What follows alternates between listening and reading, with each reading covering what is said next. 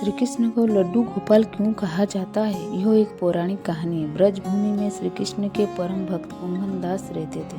Koeman दास हमेशा कृष्ण के भक्ति में लीन रहते थे। कुमन दास का एक बेटा था रघुनंदन। वो बहुत ही सरल और भोला था। एक नगर में कुमन दास को श्री कृष्ण के कीर्तन करने का बुलावा आया और वो कीर्तन करने चले गए।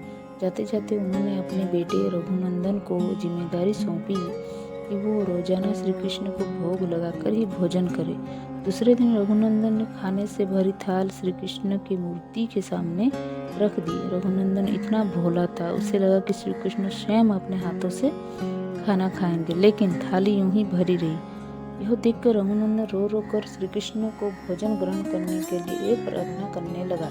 उसे रोता देख श्री कृष्ण ने बाल रूप धारण कर थाली का भोजन खत्म कर दिया। इसके बाद जब कुमन दास घर वापस लौटे तो उन्होंने अपने बेटे से भोग लगाया हुआ प्रसाद मांगा। तब रघुनंदन ने कहा, प्रभु ने तो सारा भोजन खा लिया।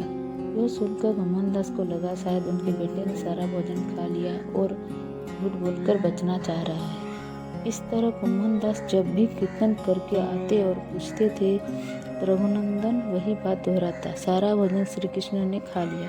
इसके बाद कुमन दास ने लड्डू बनाकर भोग की थाली में रखी और अपने बेटे रघुनंदन को भोग लगाने को कहा। कुमन दास छुप कर देखने लगे कि सच क्या है। इस दिन भी यही हुआ। रघुनंदन ने श्री कृष्ण को खाना खाने के लिए आमंत्रित किया और श्री कृष्ण ने बाल रूप धारण कर लड्डू खाने लगे।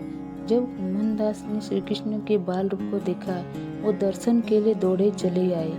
उस समय श्री कृष्ण के एक हाथ में लड्डू और दूसरे हाथ वाला लड्डू मुख में जाने ही वाला था कि वे एकदम जड़ हो गए। इस घटना के बाद से उनकी इसी रूप में पूजा की जाती है और श्री कृष्ण के इस बाल स्वरूप को लड्डू गोपाल कहा जाता है।